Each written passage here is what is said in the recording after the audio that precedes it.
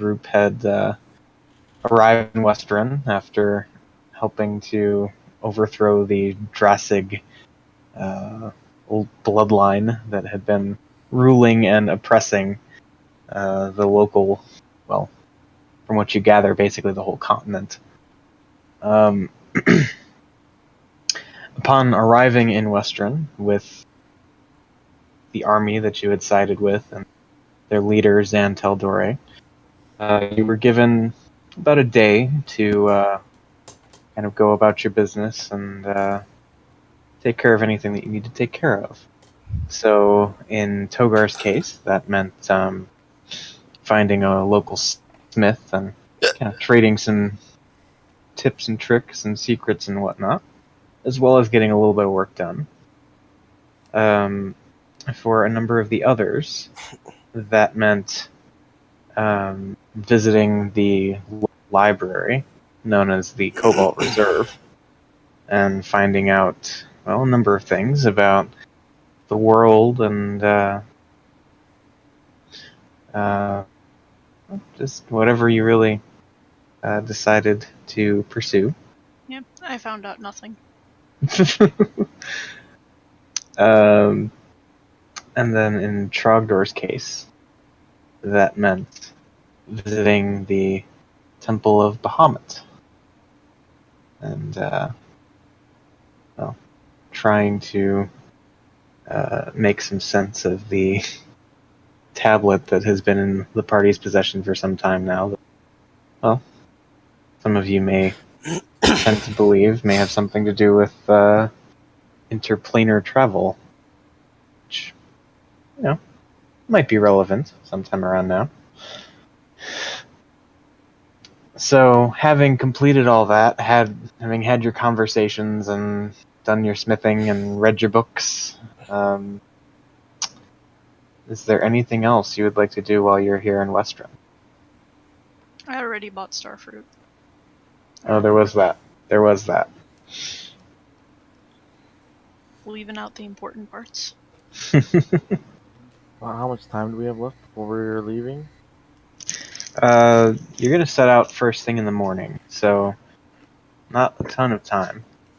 It's probably around dusk at this point, so you'd want to find a place to stay and all of that fun stuff. But any last minute things you might be able to sneak in, depending on what they are.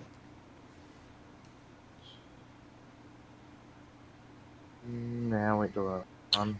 Are there any, not necessarily vendors, but like a place where I could buy some sort of jerky or meat? Oh yeah, definitely. I would like to purchase some. Okay. Kind of what? Go up to the first kind of street food vendor that you see and grab some? Yeah, pretty much. Just like a little bit. Okay. Let's go ahead and say you get like a gold worth of jerky, which probably I don't know. I'm just pulling numbers out of my butt here, but let's call that like 5 pounds. Okay. I want to see if I see any like breweries or anything. Breweries? Yeah, there are a number of not necessarily dedicated breweries in the sense that they've got national distribution and all that, but there are a number of taverns around town that all claim to have really top-notch in-house brews. I just want to stop at a couple and buy like a couple flasks of their beer. Okay. Alright. You say a couple flasks, are we talking like single drinks? Yeah. Okay. Yeah, so let's say you spend about 4 silver on that. Okay. Anybody else? I'm going out wherever Kramdus goes. Okay. Yeah, he goes to a decidedly less shall we say, craft beer type establishment, kind of a dive bar down at the end of the road. Not, it's not rough to the point of there being open brawling and stuff going on inside, but it's just kind of a shitty corner bar. Clearly, kind of a go-to place for a number of the locals who've become regulars, and pretty peaceful, if maybe not the fanciest place you've ever been. Yeah, I don't need fancy. I just nice drink, some good girls. That's all. Alright.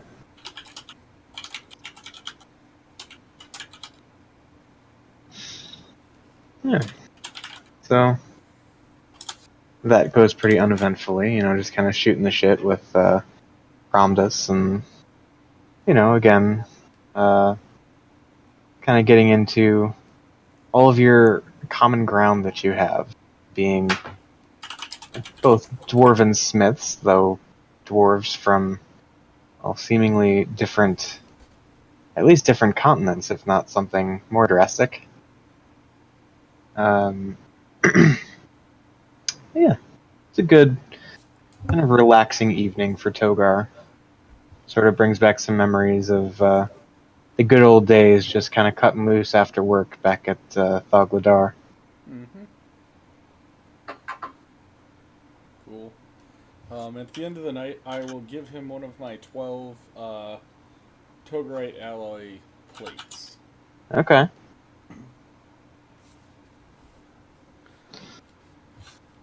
Alright, and yeah, as you do that, he kind of reaches down into a pack he keeps with him, and you see he doesn't have a nicely hammered out plate so much as essentially part of an ingot. Okay. And he kind of hands you a hunk of his alloy as well.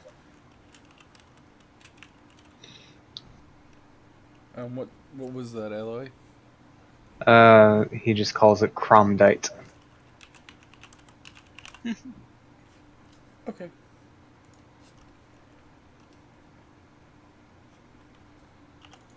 All right. And I Anything exchanged else? with him how to make it too. Yeah. I'm imagining that's probably a conversation that happened over drinks. Yes. Yeah. Okay. And yeah. Anything else before turning in for the evening? Nope. All right. So, are you guys gonna make camp with the bulk of the troops stationed just outside the walls, or find an inn for the evening?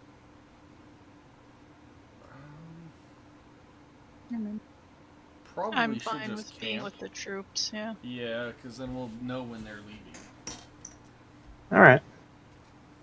So yeah, without issue, you kind of find a spot within the ranks of the soldiers and set up your accommodations for the evening. And barring anything else that you'd like to do, off to bed. And the night goes by eventfully.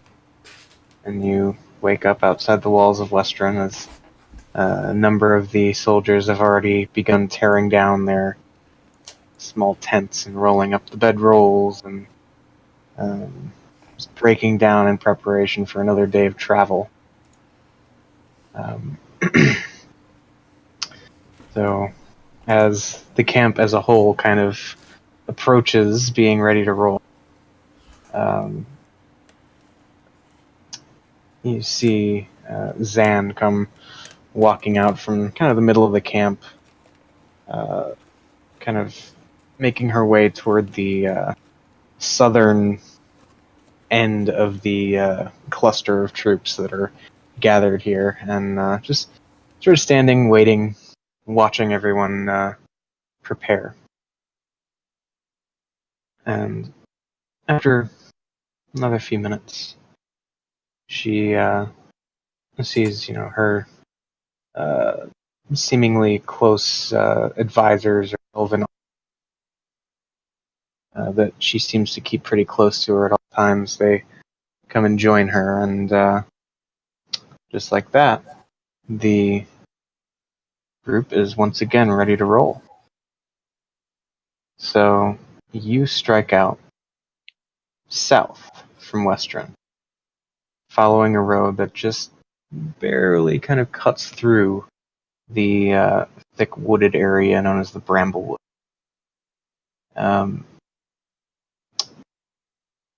It's maybe a bit slower going than traveling plains and foothills that you've been doing, as the road isn't meticulously maintained.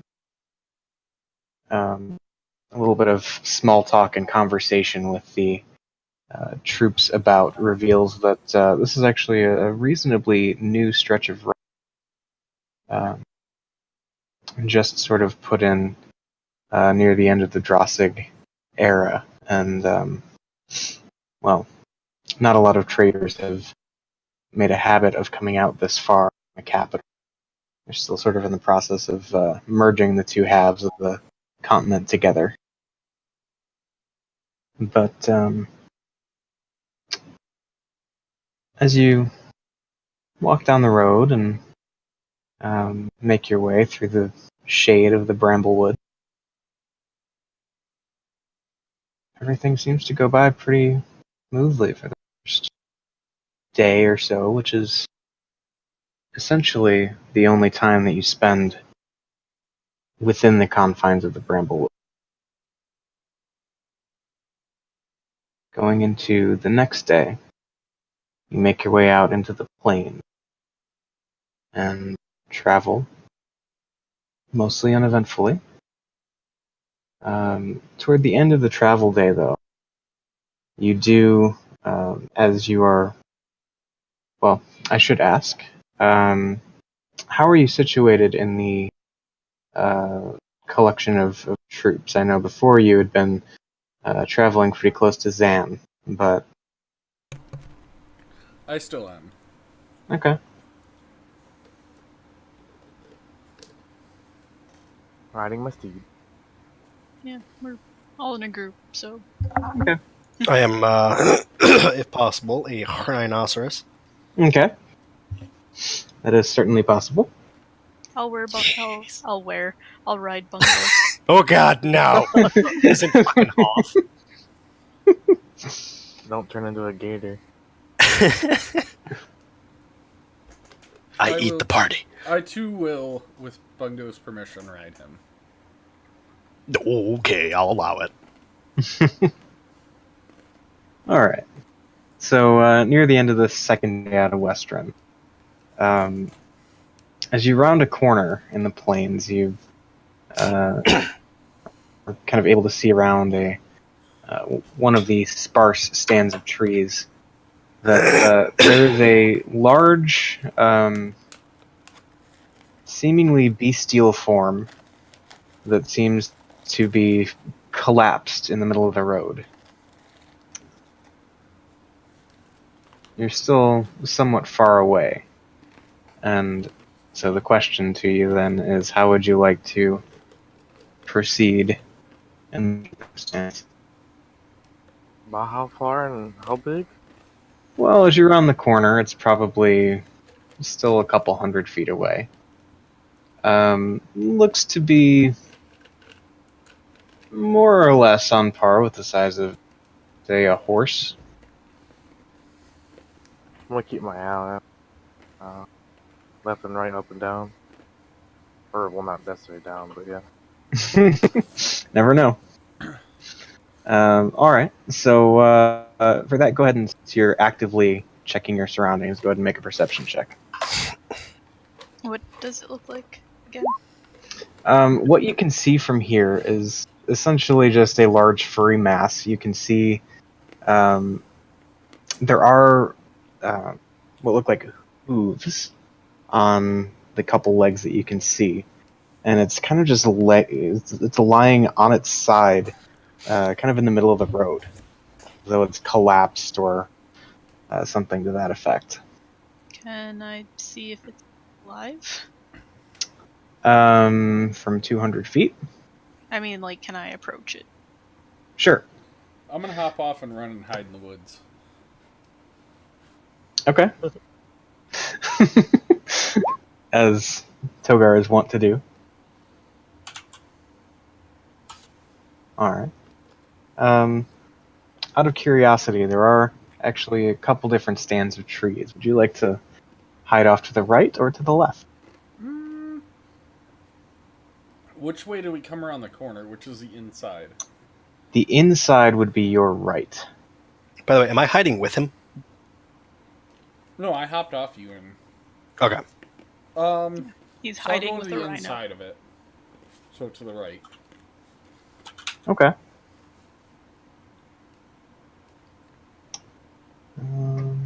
Okay.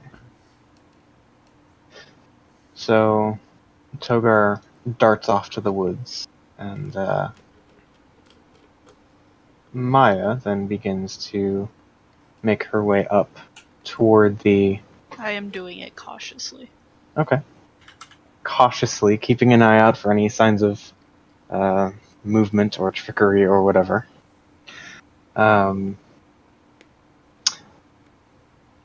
You make your way toward this fallen creature in the middle of the road. And what you see as you approach, I'd say once you reach about the 30-foot mark, you can see that there is actually a human torso that seems to be laid out kind of on the opposite side of the creature from where you have approached. Like, just a torso, or is, like, part of it under it? Hard to say. You can see a number of blood spatters around this creature, though. I want to, I guess, investigate what's up. Okay. In the sense of getting closer to the thing, or looking around the premises, or... Getting closer to this. Okay. Yeah, so as you kind of close the distance, it becomes pretty apparent that this thing is not alive. And it appears to be a fallen centaur. Huh. There are a number of different types of wound marking its body. Look like piercing wounds, possibly from some sort of blade. Long gashes may have come from axe or something to that effect. But And it's definitely dead. it is not breathing. Seems entirely unresponsive. Though, probably worth well, go ahead and make a nature check. Hold on. Survival. Okay. This looks like this was done recently.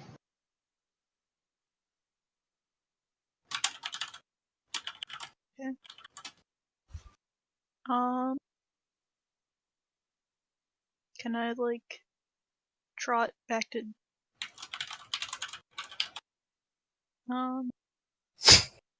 Zan and tell her?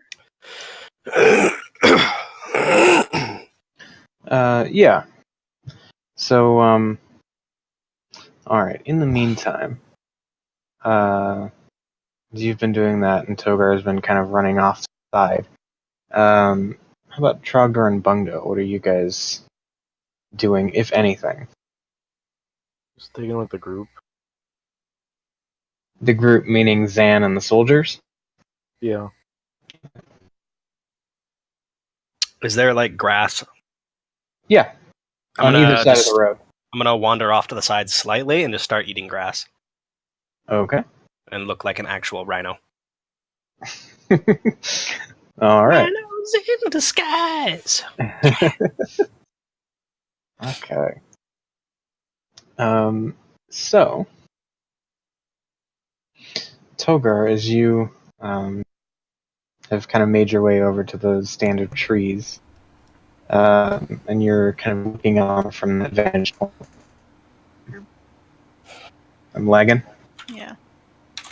Good man. Testing. Good. Yes. Yeah. Okay. You would have set up probably about, let's see how far would that be? 50 feet or so away from the fallen creature in the road, looking on. Typing a paragraph there, Phil. Yeah, I'm making something for this. Gotcha. All I hear So- is just Yeah.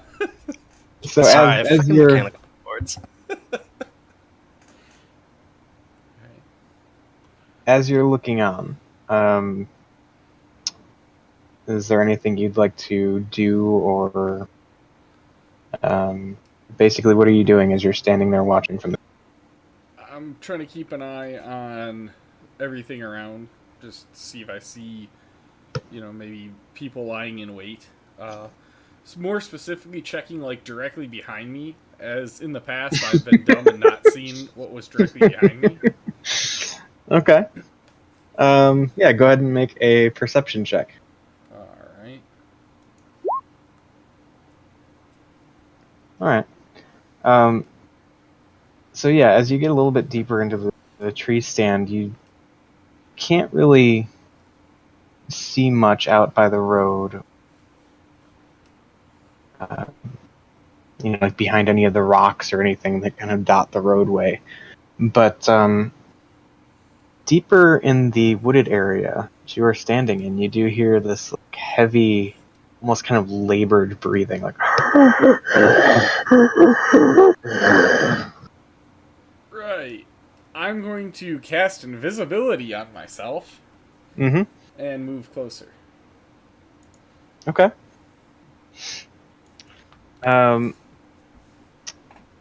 All right. I would say for this, go ahead and roll another stealth check with advantage for your invisibility. Okay. Damn. All right. Not bad. Not bad. It's a respectable 27. Yes, indeed. Okay. And move closer to investigate. Yeah. All right. So there, probably 15, 20 feet back from the area where you had been kind of set up and keeping an eye on anything that might transpire in the roadway. You see this large humanoid figure with greenish skin and kind of broken lower tusks that looks orc-like, but decidedly more off-putting. It has a number of large like bumps or boils or something emerging from all down one side of its face and over that shoulder. And you can see a number of cuts and bruises on it as it just kind of stands there, kind of like crouched, hunched over, staring out toward the roadway. And for your reference,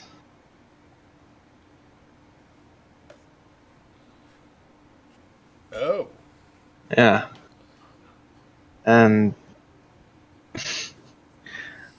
next to that, you do see another creature that seems to be, well, a bit more standard, I suppose. Looks like a pretty typical orc. Okay. Well, as quickly as and quietly as I can, I'm going to try to get back to Zan and let her know what's going down. Okay. So, probably around the same time, Maya and Togar are making their way back to kind of meet up with the group. And as you sort of converge back at the front of the pack, well, what are you guys doing?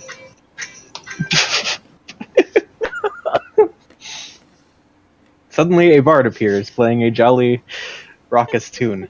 No. We were approaching the front. I'm gonna just come back and say there's orcs hiding in the right side of the road, while still invisible. Okay. Like, yeah. And there's a dead centaur. I think it's a trap. We should spring the trap on our own terms. And what do you mean by that? I don't know. I was hoping maybe you would know a little more about it and run with it. Well, how many of them are there? I saw two. One of them was real weird looking. Had like some bumps on his shoulders or on his shoulder and the side of his face. It was weird. Looked like boils or something. The other one was just an orc, but I can't say there's too terribly many of them because they're not very smart and they usually stay together. From everything I've heard. Well, does that mean you think there are two, and we can root them out, or do we need to proceed with more caution? You're the one who's laid eyes on the enemy here, so you're gonna have to trust your judgment. Was the one with that was boiled? Did he look like he was significantly larger? No. I mean, maybe a little bit of extra mass to him just because of all the fluid-filled bumps kind of growing out of him, but he, in game terms, did not look like he was a size class bigger or anything. Okay. So, as far as I could see, there were only two.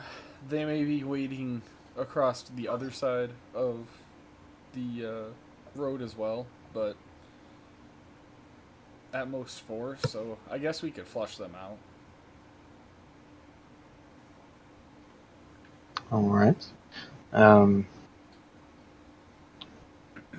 Would you require any assistance of me and my troops, or would you prefer to handle this yourselves? You can't see anything, but I look over towards Maya's direction and I'll just say, Maya, you up for a little bit of ass kicking? Sure. Alright. Why don't we use Trogdor and Bungdo as bait? Did Bungdo hear this? You're standing right there as a rhino, so... Probably. Bungdo's ears perk up, and his mouth kind of opens a little bit, and the grass falls out, and he looks concerned. I mean, how crazy would it be to have, go thundering in on a dragon, or being chased by a rhino, or something? I mean, it'd be funny. Bungdo lets out a rhino sigh, and agrees. Trogdor, you up for it? What do you want me to do? Just walk in, or ride in on Bungdor, whatever, however you want to do it. Go in and make a show of, oh, what is this? Oh, woe is me. Go in and pretend like I'm going to take a piss? Huh? Pretend like I'm going to the bathroom? You could, or just, make some noise. Let them know that somebody is, watching or looking. How far into the woods were they? Well, give you an idea, the woods are probably, depending on the point, anywhere from 15 to 30 feet off the road. And the orcs were probably 10 feet beyond the tree line. Gonna go up to the edge of the tree line, maybe like one tree in, and just start peeing on a tree or pretending like I am. Okay. And maybe leave Bungdo up by the corpse. Like you just kind of hop off and investigate. And go, ugh. I'm just gonna take a piss. And then Maya and I can get the jump on a couple, and then you two can play.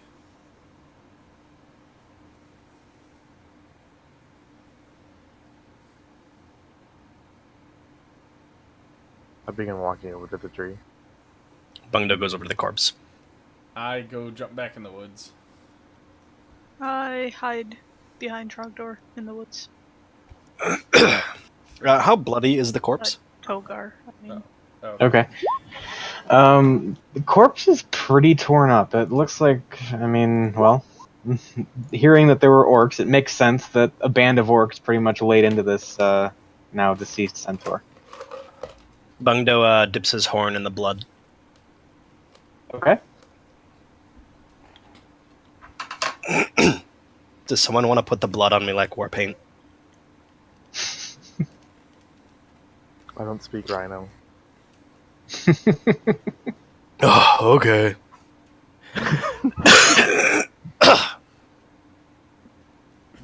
So I'll sneak up to where I saw the two orcs and wait and see if I notice Maya anywhere nearby. Okay. No. I think to pee by a tree.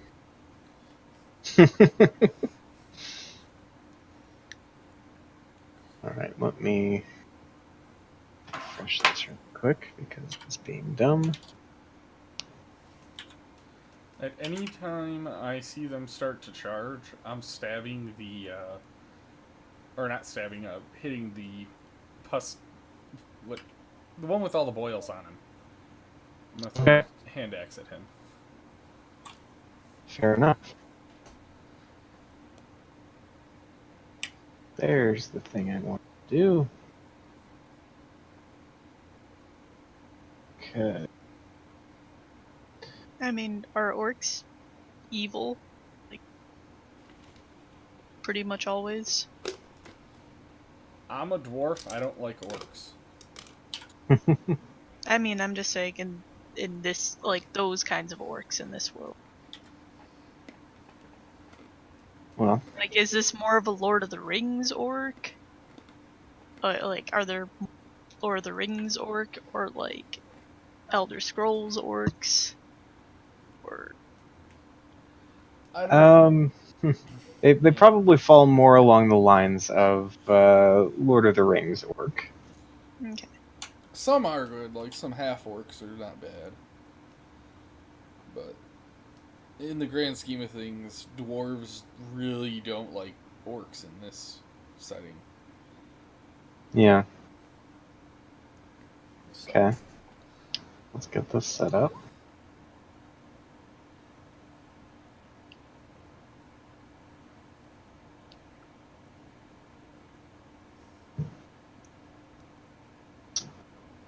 And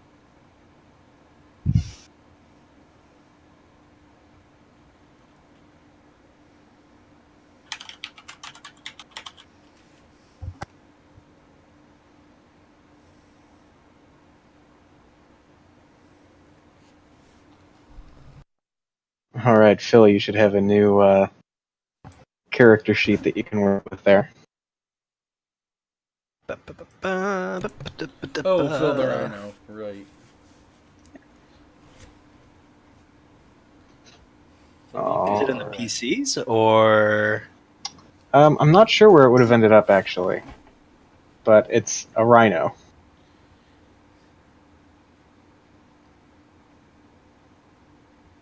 Let me. Will it be bad if I reload? Fuck it. Yeah, go for it.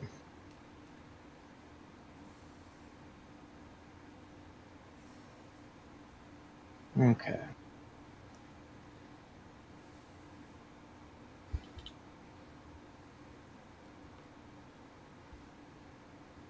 And essentially, what I would like to do is just kind of stand up real quick, throw the thing, and duck down before I even know if it really hits or not. Alright, I got it, Eric. Okay, cool. And then I'll have it snap back to my hand, and I'll check to see if it's bloody. Okay, so to clarify, you are or are not waiting for some sort of movement before you throw? Yes. Okay. I am waiting. I'm just saying when it does happen. Okay, I gotcha. I want to like pop out, throw, and then hide. Alright, I just want to keep sneaking closer. okay. How close is too close then? In front of them. Yeah. Directly in front of them. I want to surprise attack them. Okay. So, then if that's the case, I would like Maya to just go ahead and give me a d20 roll. This isn't so much an initiative thing as a decision to actually do something, which is a little different. What does an 8 give me? An 8 gives you getting to within about 10 feet of the two creatures that Togar had pointed out before the one that is covered in some sort of bumps or boils begins to make a break for the edge of the woods, running directly toward Trogdor. Okay. And at that point, I would say, well, let's see. He's going to do a thing, so then I guess I'm going to have the creature go and do his thing, and as he is doing that, Togar gets to make his attack. And then once all that's done, we'll actually fall into initiative. Okay. I at least pull up my shield and weapon. Since I knew it was there. Wasn't actually Yeah. there. Yeah, I would say that's a feasible thing. So yeah, you do get your bonus from your shield, and you're ready for combat, basically. Okay. So then, as this thing comes barreling up through the woods, you can see that essentially the entire right side of this thing is just covered in these yellowish boils, some of which are just impossibly large. I mean, it looks as though one of them is just an extension of his big, fat belly. But with this just bellowing, comes sprinting towards you, and takes a couple swipes with its claws at you, Trogdor. Actually, that's just going to be one swipe with the claws. And that is a 9 to hit. So it swings, and knowing what's coming, Trogdor brings up his shield and just ching! At which point, Togar makes his attack. Alright. Oh, Alright. That's going to hit. Cool. Sneak attack, since he's right up on Trogdor. Yeah. Sweet. Alright. And I Okay. want to hide again. Okay, so that's... I'm curious, would it have been advantage to use stealth? No, it's just I get sneak attack as being stealth. Oh, okay. Well, actually, it would have been advantage, because he didn't know you were there. So, go ahead and just roll a d20. If you get a nat 20, then, you crit. Nope. Okay. So still do 22 points of damage, which is not too shabby. Yep, and then I would like to hide. And being that that broke my invisibility, I'm no longer invisible, so I will just hide in it anyway. Yeah, you're still surrounded by trees and stuff, so it's not that hard. Yep. As that roar echoes through the woods and plains that you're traveling through, you hear another one break out right behind where that one came from. Maya and Togar would recognize it. Obviously, the other one that Togar pointed out. But then you hear more. A lot more. Sounds like a couple from across the road on the other side. And something like half a dozen further down the road, possibly coming from just over a kind of rocky incline that doesn't really go up more than 10 feet, but potentially could provide a little bit of cover. You don't have or you don't have visual contact with the ones further down the road, but there's certainly something coming your way from there. They're making So- a racket, though, right? They're like, Yeah, they're screaming and roaring and like battle cry. Roar!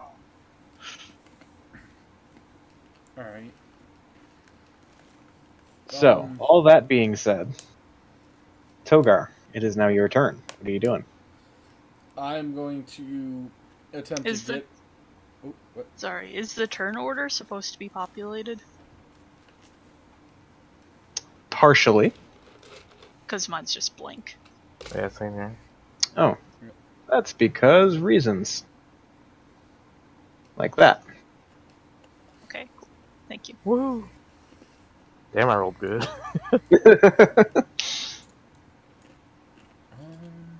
As soon as Tiebreaker?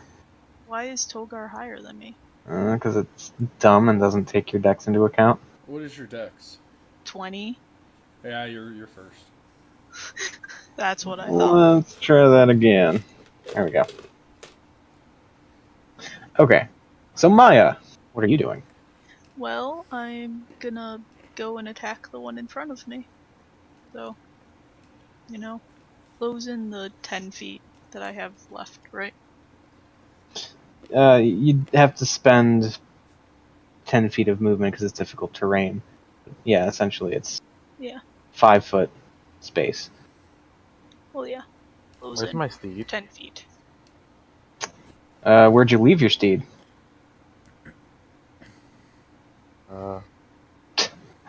From what I gathered, you left it 200 feet away from the centaur, back by the troops.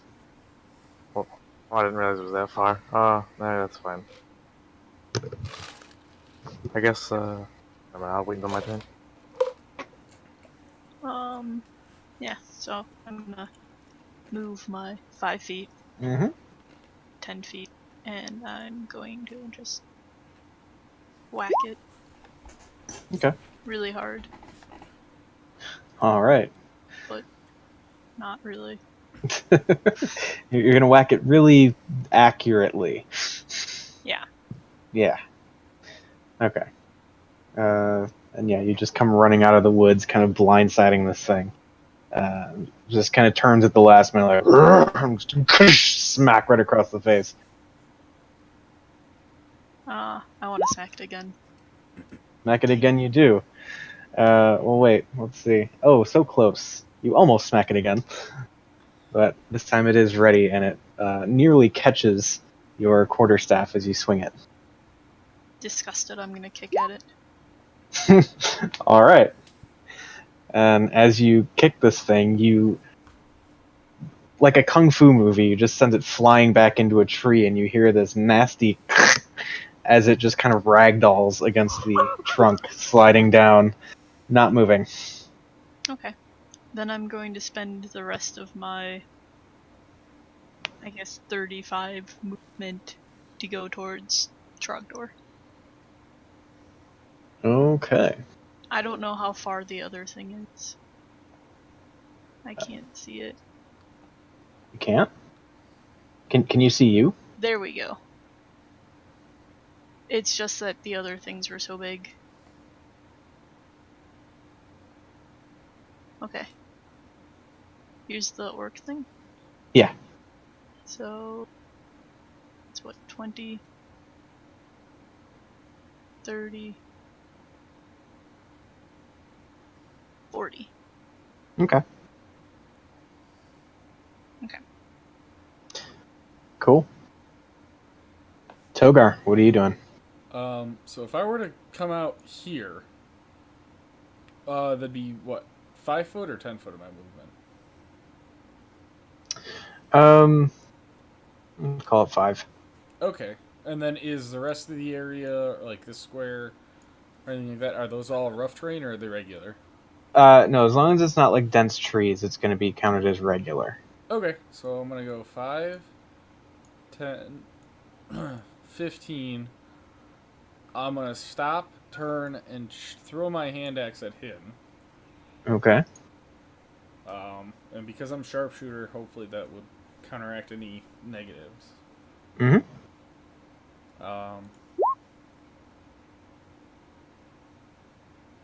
Okay. And so you throw your hand axe and, yeah, you just, like, it just splatters into, like, one side of this thing. It is still standing, kind of barely holding itself together, bleeding all over the Do I get place. sneak attack? Yeah. Alright, correction. You throw it right into the diseased side, causing the creature to explode. I need all 3 of you that are within 10 feet of it to make dex saves. Oh Plus god. +3 for my aura of protection. 27. I get a 20. 16. Okay, let's see. If I evade it, I get nothing. No damage. Alright. I also have evasion, so don't I? So Trogdor takes all the damage. Yeah. Oh, you know what, guys? I'm sorry, I messed up. It's a I hate con you. save.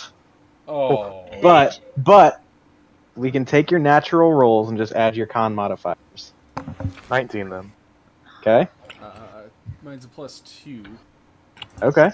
So 6, 18, 18 plus 3, 21.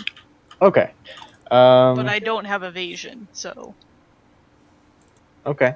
Either way, you guys are all not affected by the bad stuff. You do still take a little bit of damage.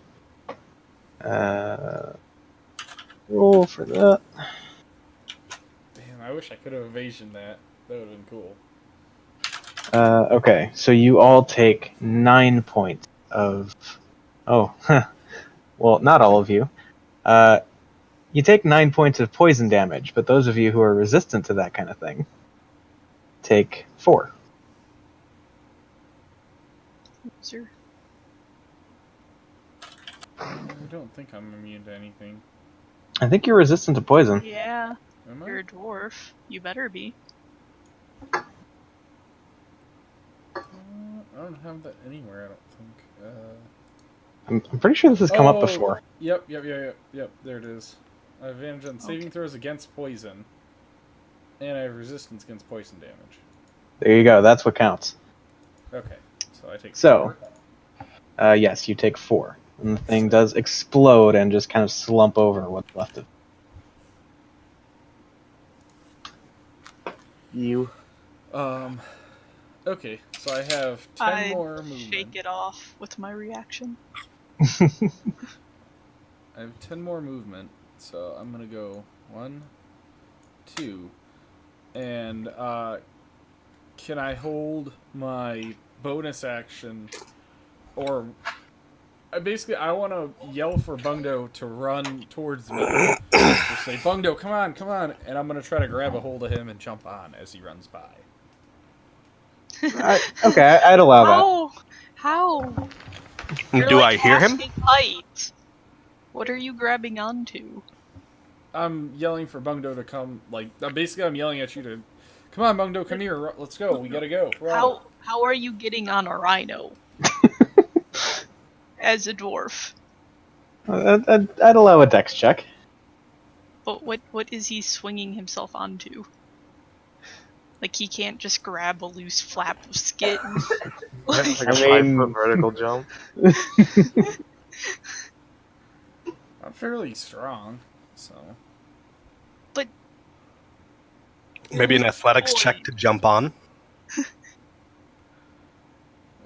Yeah, I mean, it would certainly be a risky maneuver, but it's a thing that could happen. Yeah. Togar the basketball player? Yes. Well, maybe he like hops up off the rhino's knee or something. Well, okay. so it's Are kinda there bent more? forward. Are there more orcs? You have heard a number of roars from around the surrounding area. Does it sound like we're gonna be able to get away, or we'll have to fight them? I mean, we're with a huge army. You are with a huge army. Ah, But- right. From what you hear, there may be a couple over here and a good number up on this But I don't see any. bluff thing. No, not yet. Okay, I run over and let Togar on. And I'll just kind of say, all right, Bungdo. Well, you'll have to do it on your turn, but I'll just say, Bungdo, let's go tell the troops. And I'll just kind of bend low and hold on. Alright, so in the meantime, Trogdor, what are you doing? I'd like to telepathically call my steed over. And then I'm gonna run over towards Bungdo, getting ready for the combat. Okay. Alright. So then, at this point, you hear a loud, like, galumphing sound as a large creature with a humanoid figure on its back comes barreling down the rocky incline next to the tree stand area that you were in. Turn. Okay. So then, Is Is it like a buffalo? I think it's a warg. if anyone would like to make a nature check, I might be able to tell you. What is it? It is something known as an aurochs. Okay. Frickin' Bungdo knows. Bungdo knowing more than I do. Well, he's a druid. For Nature and whatever reason, Arcana. I know what this is. Bungdo has told you at some point in the past. Yeah. I thought it was super fascinating. Apparently. Alright, so then it. Do I know anything about an aurochs? 2, 3, 4. How do you spell it? 1 second.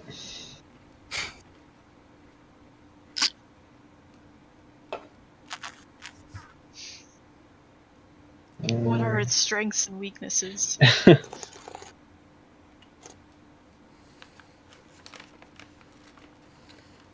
So it gets to right there.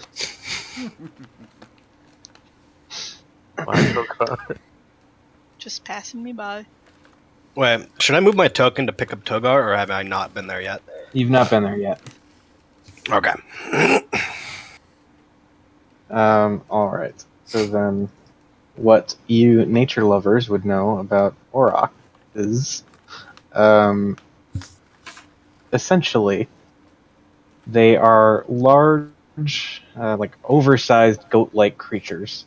Almost like a combination of like a goat and a yak.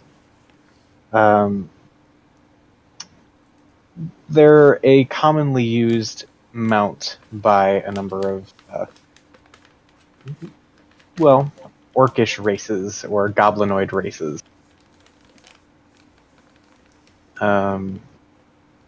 Typically, they are trained to be pretty fierce in battle. The type of steed that would actually do a bit of fighting itself. Yeah. Get gored by a rhino. Who's bigger, it, Bungdo, or it? About the same size. Okay. Oh yes. I'm okay with this. I'm ready. I'm ready. Okay. So, that being done, gonna bring us to Bungdo. I am going to charge the fucking Aurochs thing. It's a bad thing, right? Evil.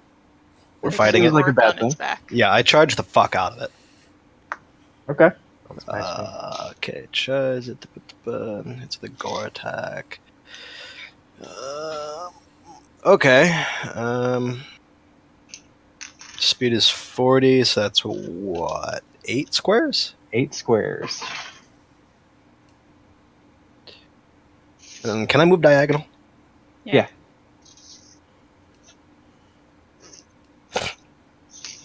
Does that count as straight towards the target? Yeah. Okay, I'm gonna move to probably what, here? Sure. And then... Just imagine seeing this; it would be pretty epic. Yeah, so this orc comes riding in on this big yak goat thing. And then the rhino turns and sees this happening and just charges. It's just like Jumanji. Like, Alright, so Bungdo the rhino comes barreling down on this thing on like an interception course as the Aurochs and the orc are both bearing down on Togar. Does the Hitting- Aurochs count as a creature? It's a creature, yeah. It has to succeed on a DC 15th strength saving throw or be knocked prone. Okay. Doesn't it That take an sounds extra fun. 2d8 if it fails? It takes... yep. 2d8 bludgeoning damage. Alright, well with a nat 20 it hangs on pretty tight, but yeah, so it does take your damage though. Yeah, so it doesn't get knocked prone, but it would still take the extra damage. Dope! Slurp! Okay. And seeing that, since I had my bonus action kind of held, and seeing that he changed plans, can I dash away from the thing? Like, kind of towards Trogdor? Sure. Okay. Good Okay. enough. So, yeah, don't forget to roll your extra damage there, Bungdo. Yeah, right. What is it? 2d8.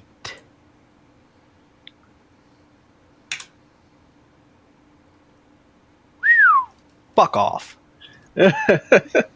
Wow, that's so real! Is the gore attack? That's the extra from the charge. So there's If you charge 20 feet towards an enemy and then hit it with a gore attack on the same turn, the target takes an extra 2d8. I damage. know what he's confused about. Since that started out as an NPC, it is set to whisper rolls, so you're just being sketchy right now. Oh, There you okay. go. Wasn't my fault. Or what? So he well, rolled it the wasn't hit. my fault either. Alright, Brown, let's knock him out. Yep. Make Do sure that. it's legit. Okay. So yeah, you just come barreling down on the Aurochs and its rider, digging into the side of it. It is not knocked over, but you've dealt it a pretty serious blow. Although But it looks ain't like fucking happy. you could still go a few rounds with it. All right. Anything else? I think that's it for you, right, Bungo? It is. Okay. So then, that point, that's going to bring us to the mounted orc, who is essentially just basically anywhere the orc is. I just have them stacked. All right. He then is going to.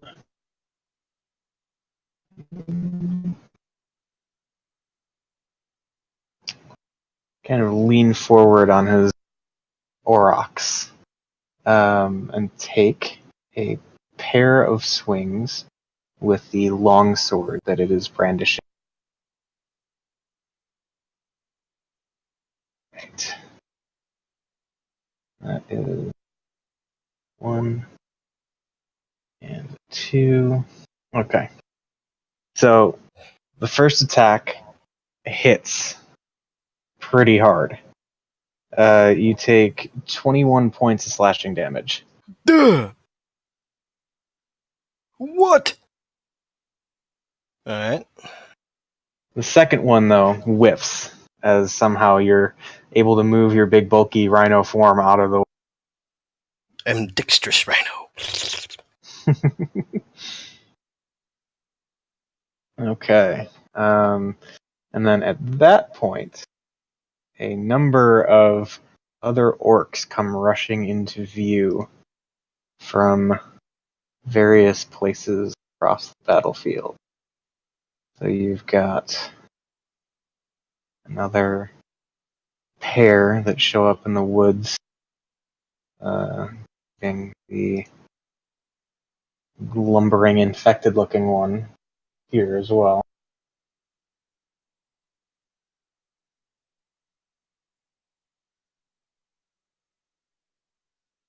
Okay. And that one is going to immediately begin clawing at itself, causing it to rupture and explode immediately. What? Lol. So I need Togar and Trogdor to make con saves. +3. 25. Jesus. Alright. Roll for this. Okay.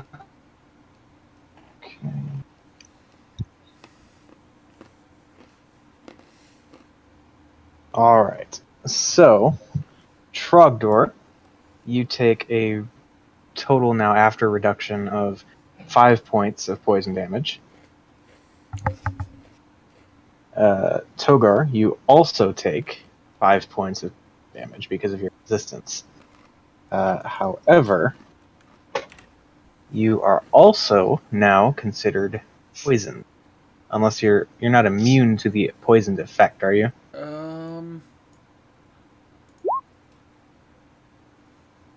Nope. Okay. So what that's going to mean is unable to regain hit points, and you make all attack rolls and ability checks at advantage. Oh, lovely. You said disadvantage, not advantage.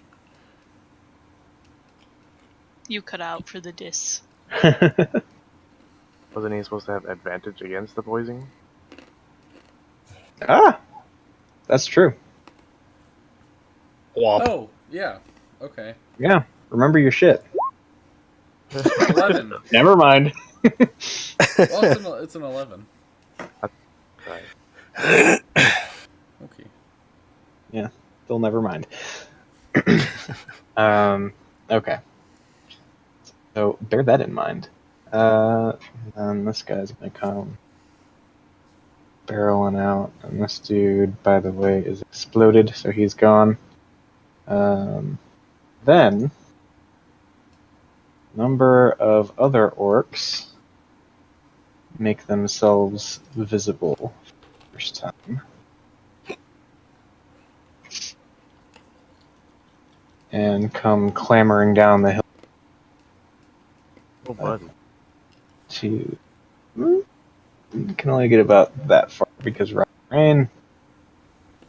Oh. Except... They're immune to that, aren't they? No, they have a special thing called aggressive, where they can use a bonus action to basically dash towards something they're pissed at. What did I do to piss them off? So actually, that being the case, this dude is gonna close and make a Great Axe attack against Togar. That is a 20 to hit. Mm-hmm. 8 points of slashing damage. Uncanny dodge. Okay, so 4 points of slashing damage. Got it. Thank you.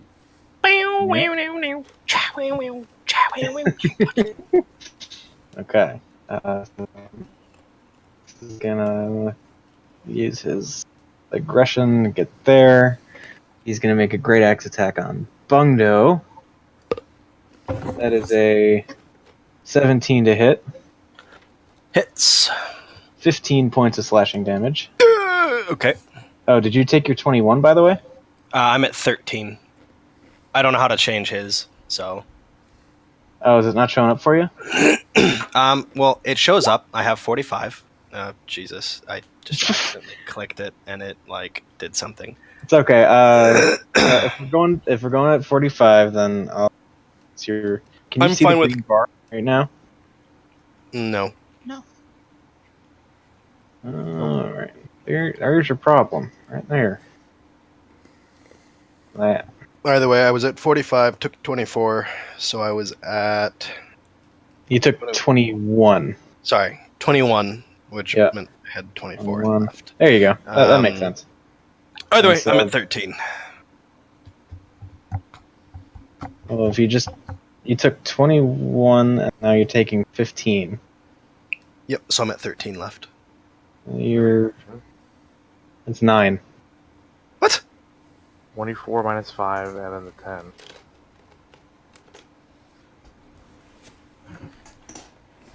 If I have 45 and I take 21, Wait, that puts me at 24. maybe Roll20 is having trouble mathing. Okay. Oh, wait, 45. no, you're right. I fucking did it wrong. Jesus Christ. No, don't fucking judge me. How It's do we been math? a while since I've mathed. All right. So anyway, 9. okay. Go away. 2, 3, 4, 5, 6.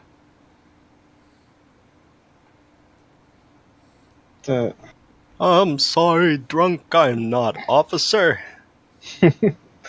Alright, so the next one makes a Great Axe attack against Bungdo. That is an 11 to hit. Fuck. Ties hit, right? Yeah. Ties hit. That Alright, you hits. take 5 points of slashing damage. So I'm at what? 7 left.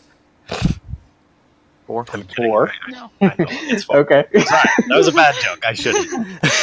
Because I just realized that, like, actually doing that, like, having 7 left would be what it would be if I. Okay, Good job. continue. I know numbers and such. Sure. Alright. And that's 1, 2, 3, 4, 5, 6. 2, 3, 4, 5.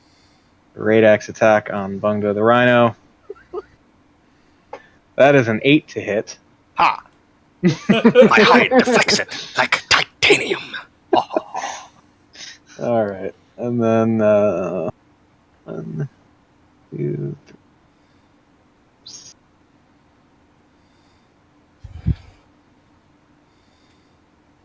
Can't quite reach.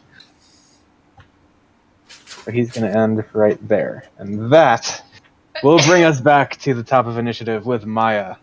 What are you doing? Sneezing. Okay. I'm gonna go.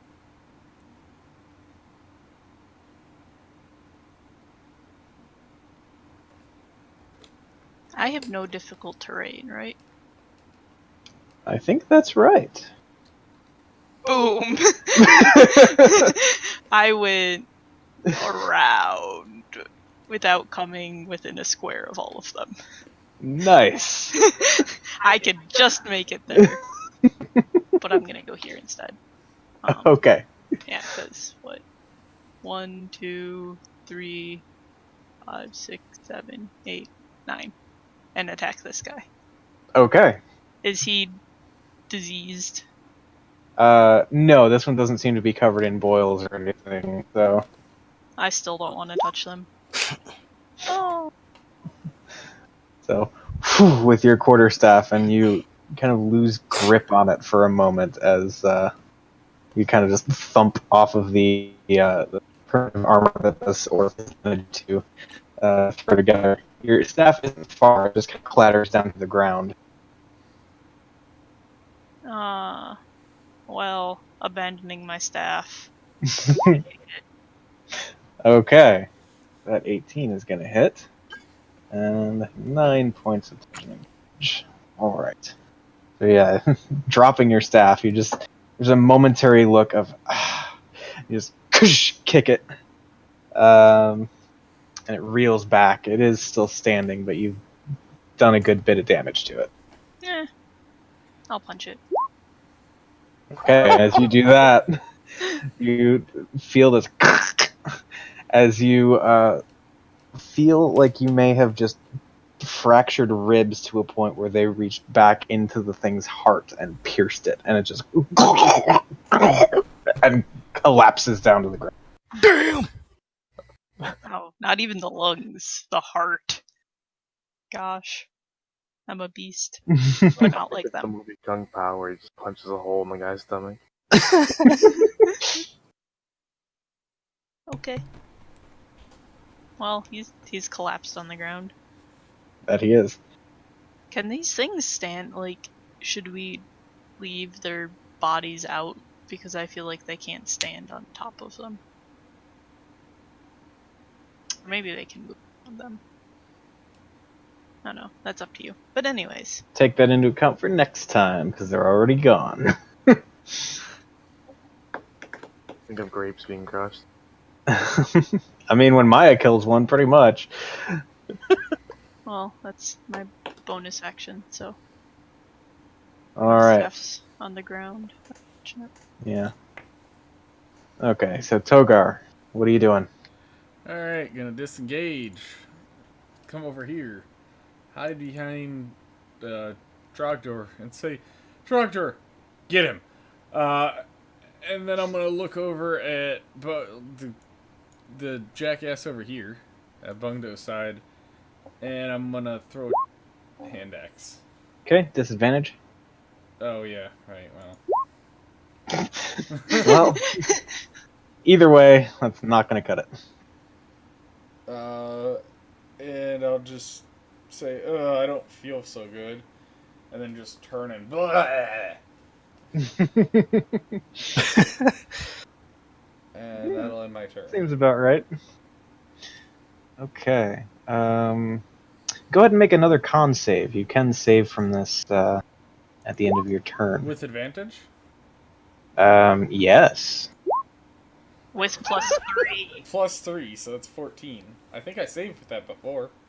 Yes, you do save, so you are no longer poisoned. So no more disadvantage. I look at the ground just green, and I'm like, ugh. Well, I feel better now. Just purge it out. Purge it out. Yep. Alright. So, Trogdor, what are you doing?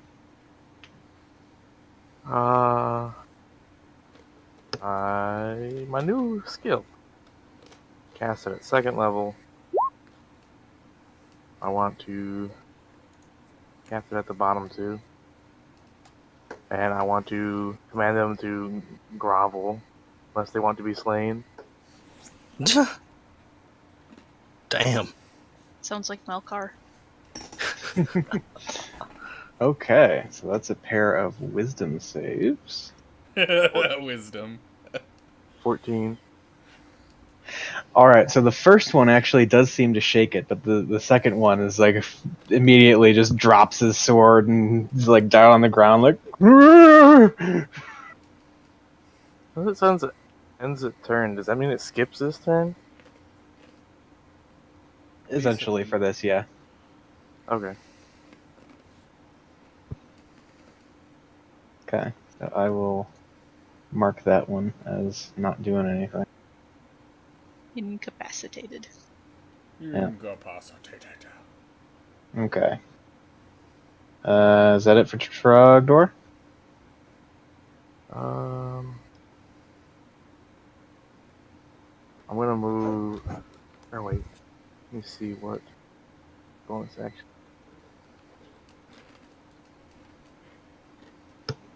My breath weapon doesn't say if it's a bonus. It's not. Okay. I'm just gonna move to the other side of this one. Okay. Your breath weapon would be pretty OP if it was a bonus action. Mm-hmm. All right, and that's it for Trogdor. Yeah. Okay. So that's going to bring us around to the Aurochs, which is going to make a gore attack against Bungo the Rhino. That is a 24 to hit. Well, it hits. Jesus. You take 11 points of piercing damage. So you take the 4 off the Rhino form, and then 7 points goes to your Bungo form, which I will pull back out onto the field here momentarily. Second. So I'm curious. When I get turned into a Bungdo, what corner does it start on? I mean, since you were squared up on this thing, since you're contacting it, I'd say you probably end up next. Okay, no, that's fine. I was just wondering for like future reference where that happens. Yeah, I'd say anytime there's a point of reference like that, I'd probably lean towards that. But otherwise, like if you're just shifting down voluntarily or something, I'd probably let you choose. All right, and that's going to do it for the Aurochs' turn. I need to. Well, essentially, I need to initiative. Let's have a Bungdo roll. I already got you there. Oh. I thought you meant like roll as Bungdo. Yeah. He rolled better than you, anyways. Yeah. So be happy. Although Don't worry. Happy. although the way it falls, you actually end up having to wait to get your turn. Yeah.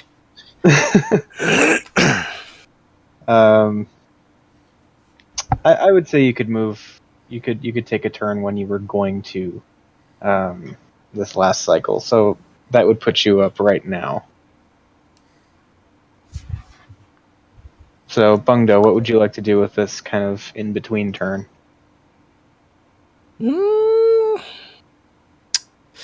On the so the Aurochs is still alive, right? Yes, it's the thing that just gored you and took you back out of Rhino form. And is directly in front of me. Okay, cool. Yep. Blight. All right, this could get fun. That is a con save. Those are some decent rolls. Yeah. This Aurochs in the nat 20s. Jesus! This thing is a beast. Literally. Oh, yeah, literally. So because of that, it is still standing. Right. I presume that it would provoke an opportunity attack if I were to gnome the fuck out. Most likely. Right. So that's going to end your turn then? Yep.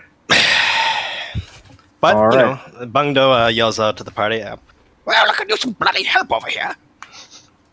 Because, you know, he's not doing too hot. All right. Well, as you're saying that, the orc mounted on the Aurochs rears back to make a pair of longsword attacks against Bungdo. That is a 15 to hit. 15? Oh, that hits. Okay, you take 11 points of slashing damage. Christ! And then 18, which of course hits. You take 13 points of slashing damage. All right, nice. Liking where this is going. Mm-hmm. Um, I'm gonna invest in some AoE attacks. that's gonna do it for this guy's turn. Which brings us now. Wait a minute. Where'd the other orcs go? They already took their turn. Don't worry about Oh, it. did they? Is that what happened? By the way, is it too late to use my bonus action? Yeah, it kind of is. Alright. I think, yeah, they were at the bottom of the order anyway, weren't they? I believe they were. I think they had a 13. Okay, so either Big Boss moves first or the Scrubs move first. It really doesn't matter in the grand scheme of things. All right. So those who are not groveling, going to flock in on what they can see as an injured target. On Maya, right? Yeah. Oh, totally. I mean, I am injured.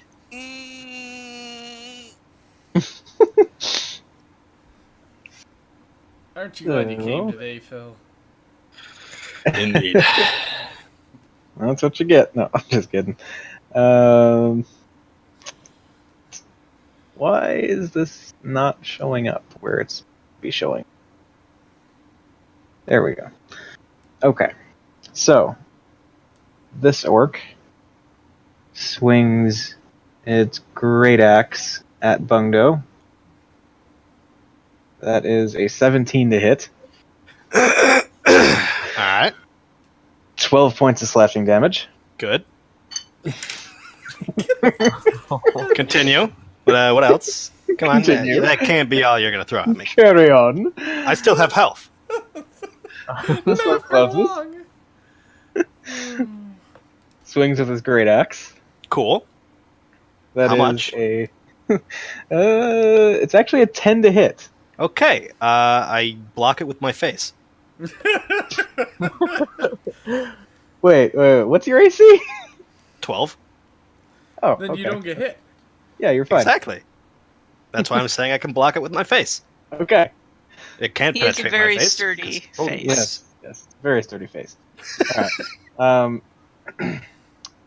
Okay. Then the one that is over here by Trogdor is going to attempt to run at Bono. So I taunt him. Trogdor, You're really T-Painy. can you hear me now? Yes. Yes.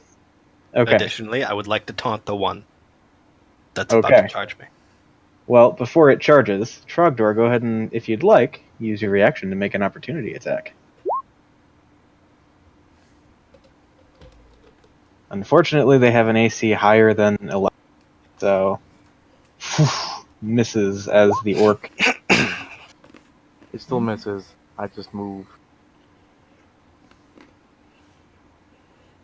Well, it says when you hit a creature. Oh, okay. Oops. Jesus Christ. So this third orc now comes barreling down on Bungdo. I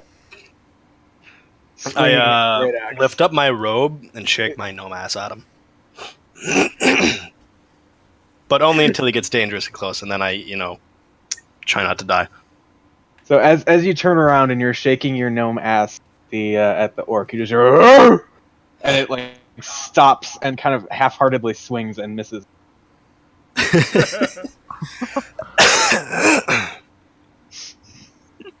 All right, I let out a gnomish war cry.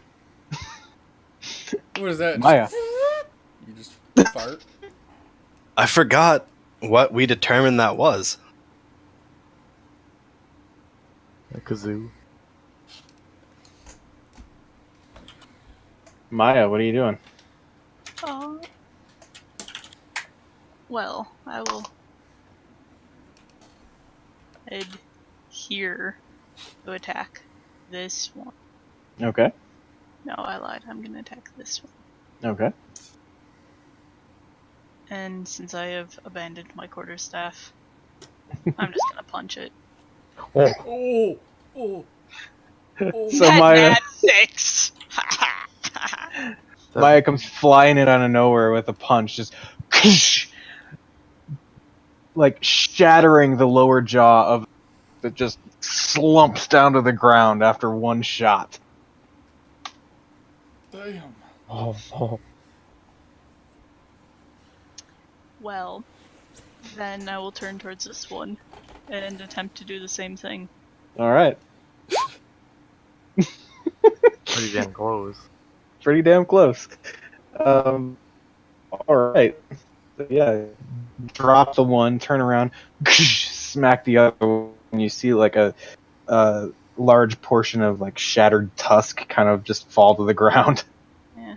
I kind of actually want to do like a punch. Just so that's my second one.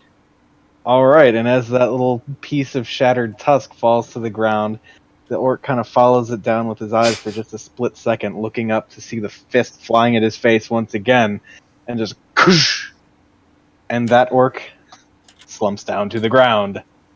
To be with his tusk. My head just two banged. One banged and then two banged orcs. Yep. There you go. I helped you, Bungdo. Yes! I wink at Bungdo. I giggle maliciously, knowing that all of these orcs are going to die. Yep. All right. Togar, what are you doing? Seeing that there's a chance, I'm gonna go and move to here, next to Bungdo, and I am going to throw my little, hand axe at the, big-ass ox. Okay. Back. Whiff. Can I throw it again? Yeah. Whiff again. I don't even call it back to me. And I'll just kind of disheartenedly kind of hang my head and go over here to stand behind Bungdo so I don't die. Togar's not mad, he's just disappointed. Yep, in myself. And that'll Okay. be my turn. Trogdor, what are you doing? Running up onto the ox. Going to the bonus action to Hunter's Market. Okay. And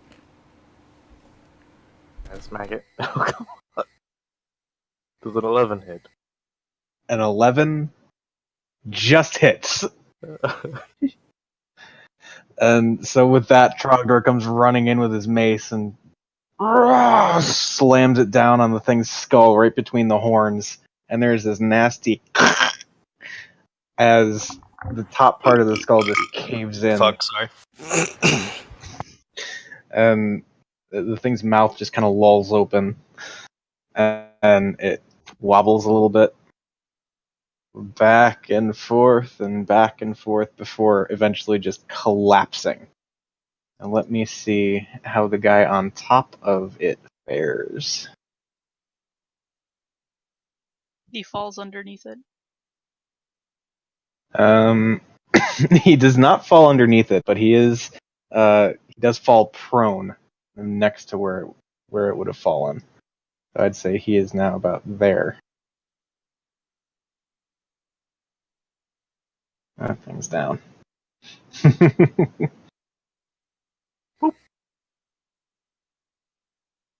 All right, and that is with advantage because he's prone. Oh. All right. So yeah, 10 points. Bludgeoning. Okay. The orc is just kind of scrambling to stand up at this point, not having expected having the steed cut out from beneath it. So, all right. Anything else for Trogdor? That's everything. Okay, Bungdo, what are you doing?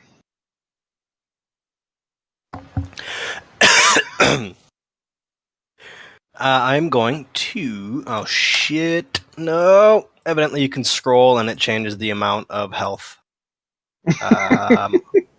God damn it! I don't know what I was at. What was it, like 7 below your normal plus some?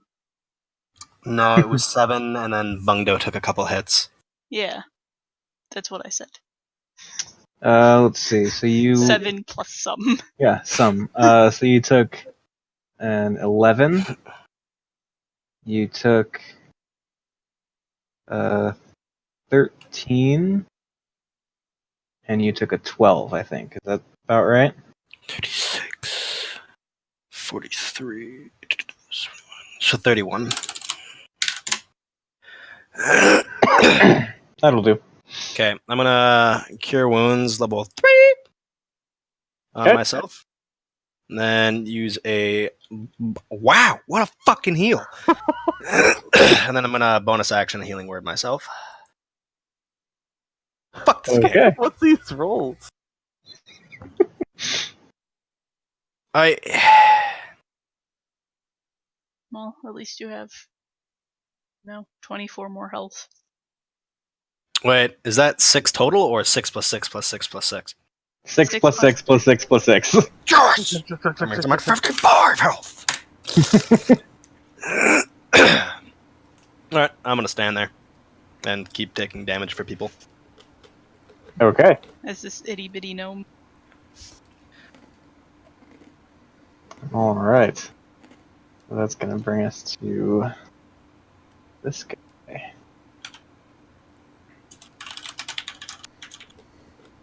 And he will then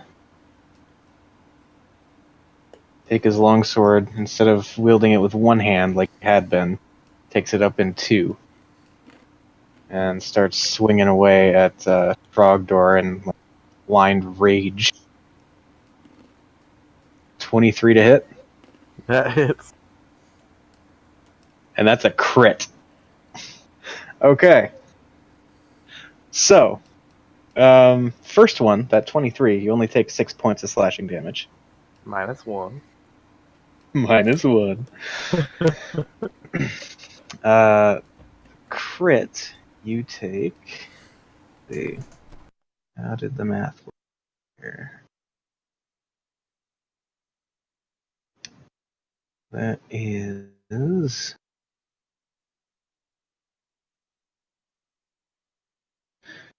29 points of slashing damage off of it. Before or after the -1. You can take one off of that. 28. Jesus.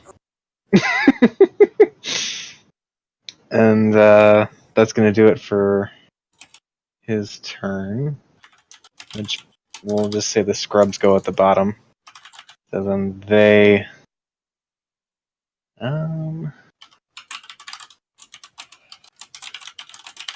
turn and seeing what's going on, they're going to start piling on with the one that's engaged with their boss. So, 1, 2, attack with the Great Axe on Trogdor. That's a 12. And that's other one. Attack with the Great Axe against Trogdor. That's a 20. It barely hits. Alright, you take 15 points of slashing damage, minus your 1, so 14. Whew. How you doing there, Trogdor? I got 7 health. Alright. So that's going to bring us back to top of the order. Maya, what are you doing?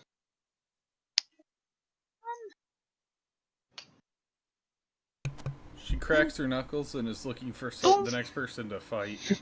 I'm gonna fly in here and kick this guy. Okay. Alright, then kick him you do. Knocking him a little off balance, but he's certainly still standing. Pound kick! Follow that up with a punch. Oh, Okay, so what is that really? the same number. It is. Oh. It's 7. Oh, it is. Okay. Yeah. So you punch it and like square in the jaw, and it it's looking really rough, but still standing. I'm gonna knee him. And he manages to just kind of deflect your knee. Screw this. I'm gonna knee him with my other knee. Not seeing that one coming, you catch him just like right up under the rib cage, and he just and collapses. I spent a key point for that. Okay. All right. Okay. Okay, that's it. Where's Bungdo? Right above you on the map. I'm gonna move here. Bang you! Okay. That's it. Togar, Yep. what you doing? I am going to looking through my spell real quick, just trying to see.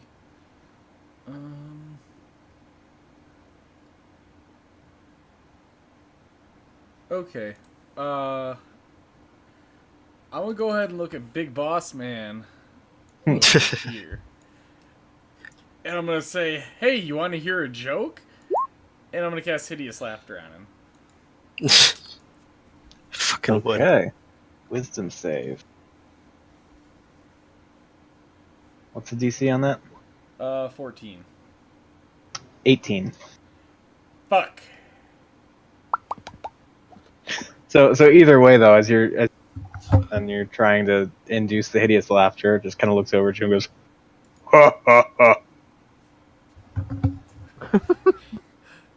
I'll just look at him and go, wait, you didn't get it. Fuck. And I'm just gonna step up here behind Maya. All right. And then that'll end my turn. Trogdor, what are you doing?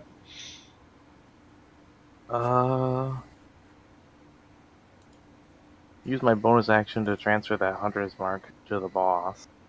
Okay. And I'm just gonna try and beat on him. All right. Yeah, that 23 is gonna hit. All right. And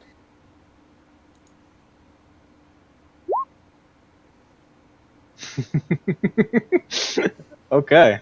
is he dead? And as you make contact, there's this like bright flash of light that just erupts from the point of contact. It is not dead. It is still standing, taking a fair bit of damage though. Do it again. Oh no. I'm just ping, blocked. Just say it's all up to you guys. All right, Bungdo. I waddle on over behind Trogdor and cast Cure Wounds on him. Okay. Nice. 18 HP. Ah. Trogdor may not die after all. Anything else?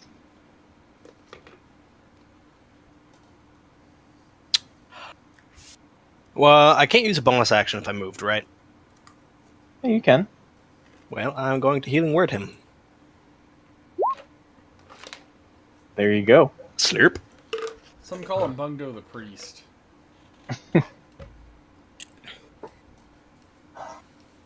But not those who know him. No.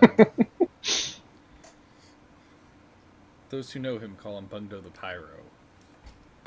The Pyro Priest. I wouldn't know anything about that.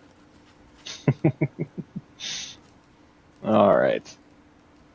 So then with that brings us to the orc's turn.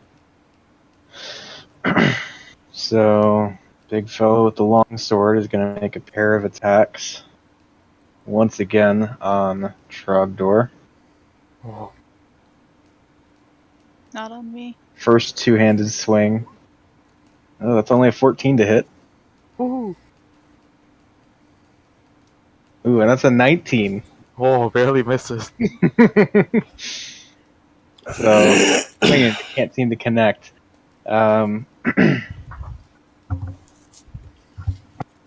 With that, it turns over to the other orc next to it, and just screams something in this nasty guttural language of theirs. Just roar, roar, roar. Blargong! Which point the orc then the other orc, to clarify, commences 2 great axe attacks against Trogdor. Oh. So that's a miss and a crit. Ooh. Spicy. Alright, and let's see what the roll is. Okay. So you take, well, clearly nothing from the miss, but then the crit is a 27 point. 27 points of slashing damage. Reduced to 26 because of your -1. And from behind you, you hear Bungdo sigh loudly. He lost Are the you- exact amount of health you healed him for. Yep. Alright, and yeah, that's gonna do it for these guys. I have 10 extra health. God damn it, Trogdor.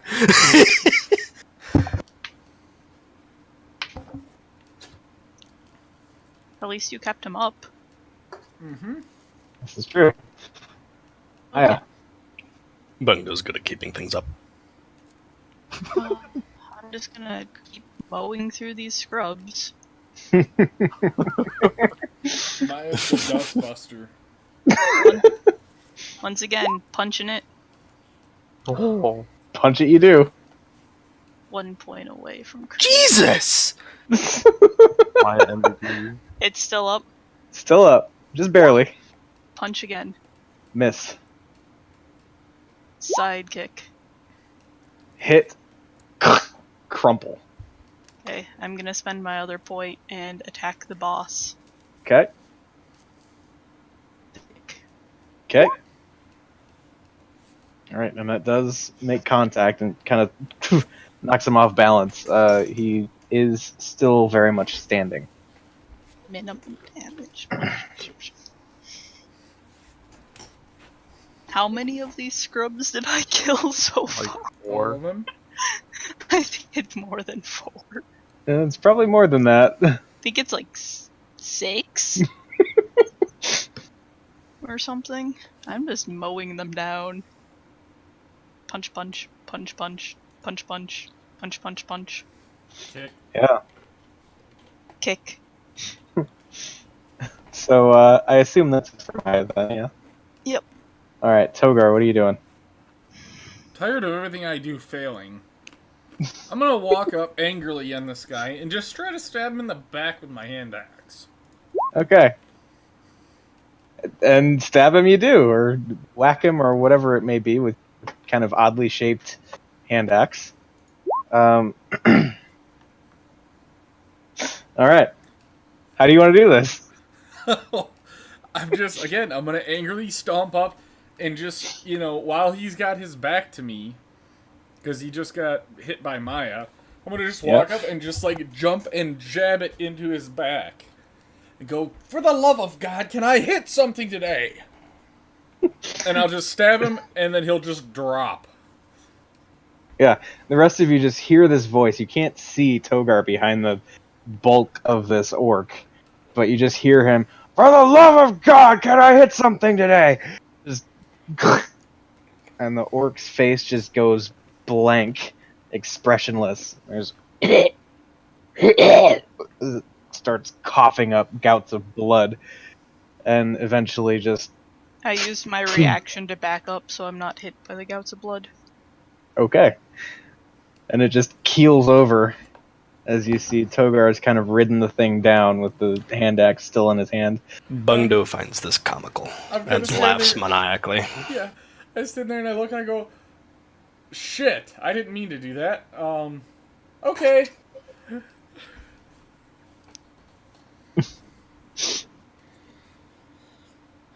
I guess while I'm standing on top of him, I'm gonna search whatever he's got. Okay. So you find the long sword that he used to carve up Trogdor a good bit.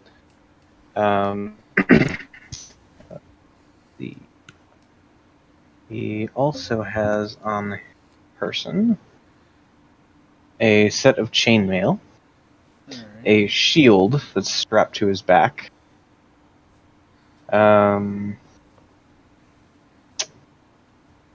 as well as a gold necklace that looks to have been just broken off of the neck of its wearer. There's still a bit of not entirely dry blood. One of the segments. You're lagging. Can you hear me now? Yes. We just need to inform you that you're lagging and then it gets fixed. Of course. Yep. But yeah, so this gold necklace, a number of golds. So are you. Of course, as soon as you start talking. Yeah. So, gold necklace. A number of segments to it. Seems to have been broken off the neck of its previous wearer, with still a few spots of not entirely dried blood sitting on a few of the segments. I'll strip him and just say, alright, let's, this is what we've got. And I'll take the gold necklace. Okay. The big yak thing. They had big horns, didn't it? Yeah. I tried breaking them off at the base. Sure. Go ahead and give me a strength check.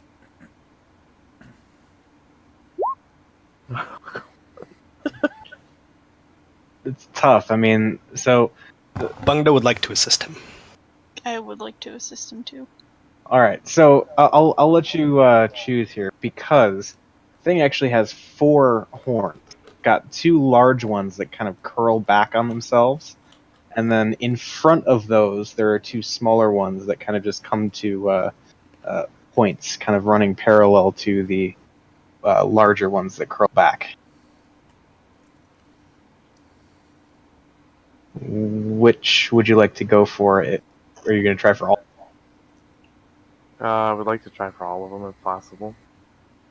Okay. Since you're getting some help, go ahead and roll your strength check one more time.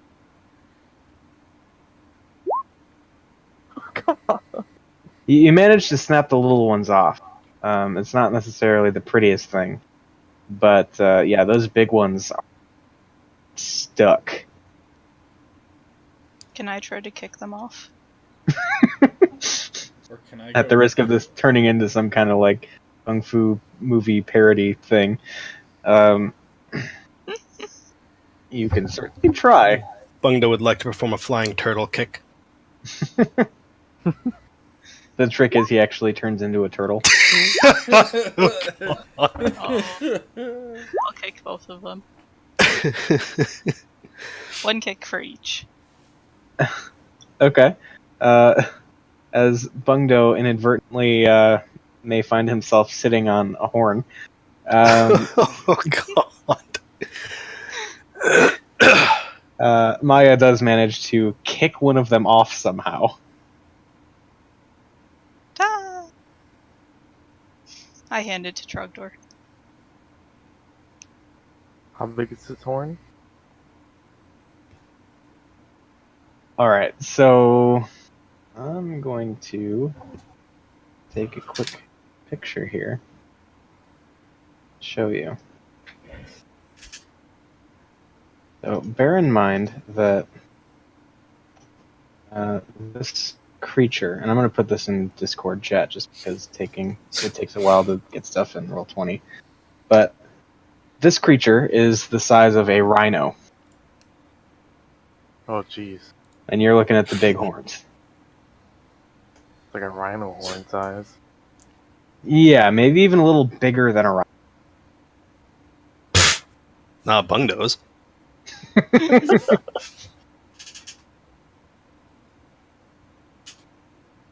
I would have to weigh at least like 5 to 10 pounds for one of those big ones if I got it all. Oh gosh, I bet it weighs 20.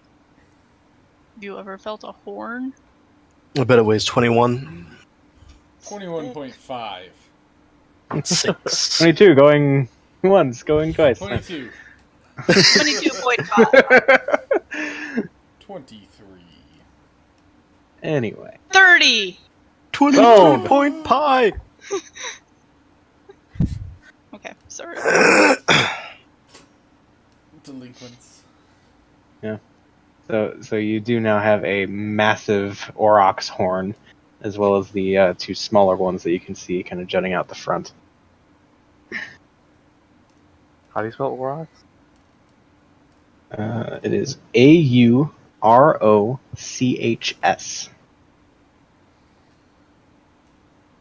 Oh, okay. Those big ones, like 20? Yeah, that's probably reasonable. 20 poundages.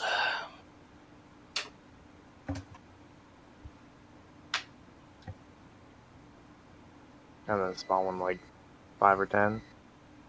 Yeah, we can call that 5. Alright.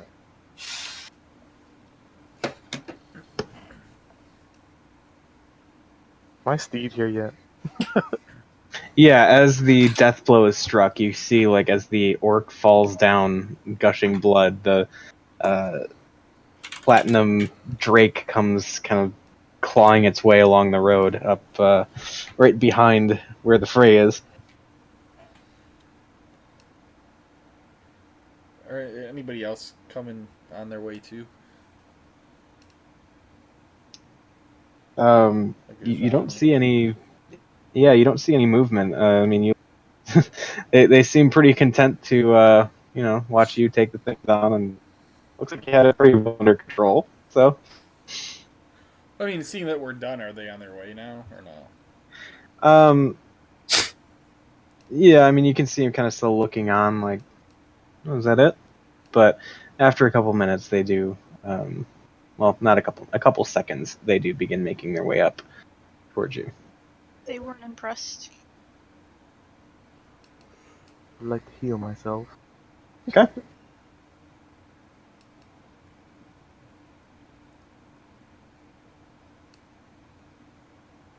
What else was missing, Hill? I'm missing 9. I am missing something greater than 9. I'm gonna try and clean myself and pick up my staff. Okay. How much are you missing, Phil? I think I'm only like 55. Like, maybe 20? I'll give all 3 of them 5 health. Blarg. Thank you. Okay, that works. I'm good. I'm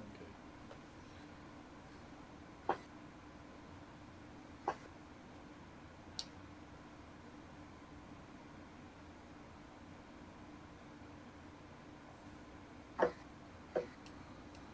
Alright. So as you're all kind of patching yourselves up, the rest of the group kind of closes on you, and you see Zan and her lieutenants. You also hear behind you what sounds like hoof falls. And any of you who choose to attack see that there is now a second centaur standing in the road, staring down at the fallen one. Just kind of a somber look upon its face. It then kind of turns to look at you and the group of elves and humans that are now kind of descending on the area. And it takes a couple of hesitant steps in your direction. I'll look down at my feet and say, then I'll kick the dead orc body. I'll say, this scum was responsible for that. At least we believe so. They used the centaur as a trap.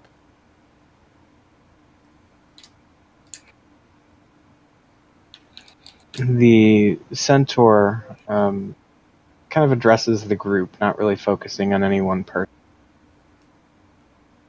But only one of you is able to actually understand what's being said, that being Maya.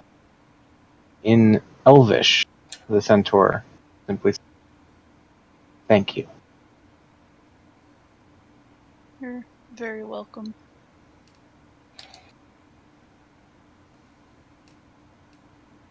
We are glad to rid the world of this evil.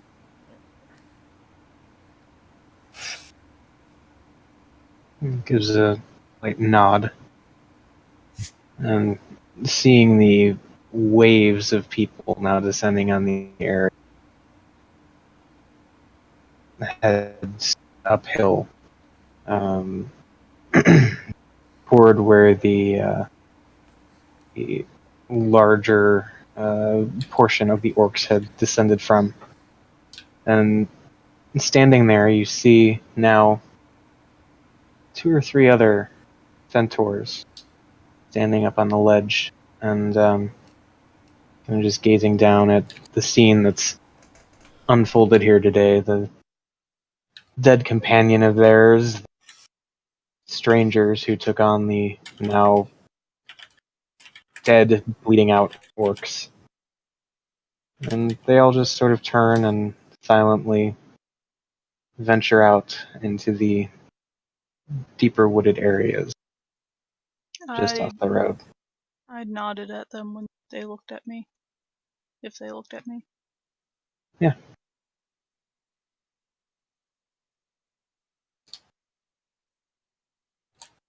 Okay. I turn towards the group and just say that he said he said thank you. Oh.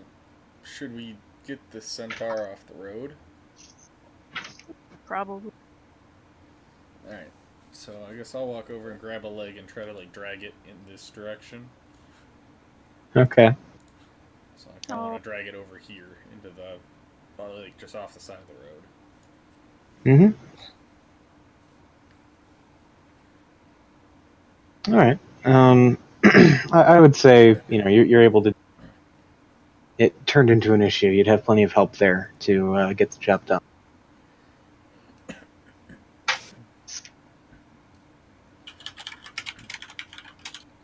Alright.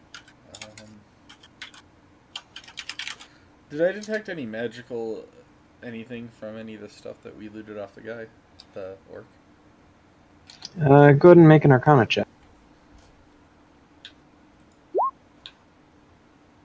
No? Okay.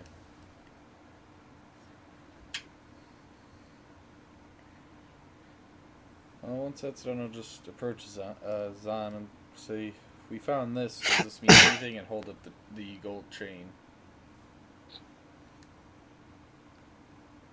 She take. It seems to be of some sort of Fey origin. The elves where I grew up had a strange but close relationship. A number of Fey creatures, and well,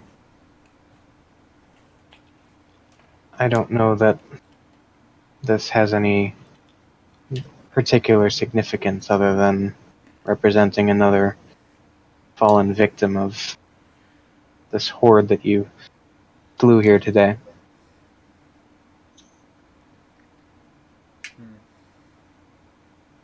But they wouldn't be offended if we had took it or anything, or is it? I don't know anything about centaurs. Are they? Would they get offended if we were to take this, or should we put it back, or? My limited knowledge of centaurs and their customs, from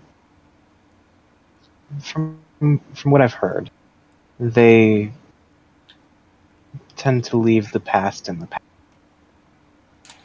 What's done is done, and they simply move on. Okay.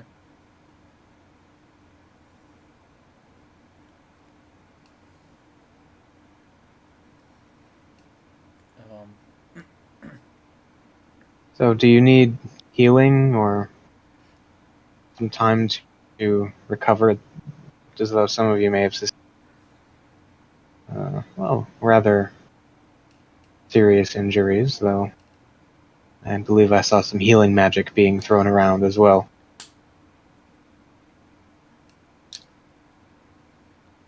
I'll be fine. Yeah, I'm good.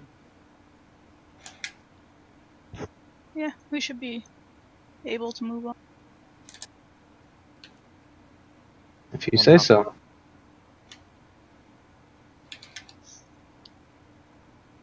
Alright, well, on to the capital we go then.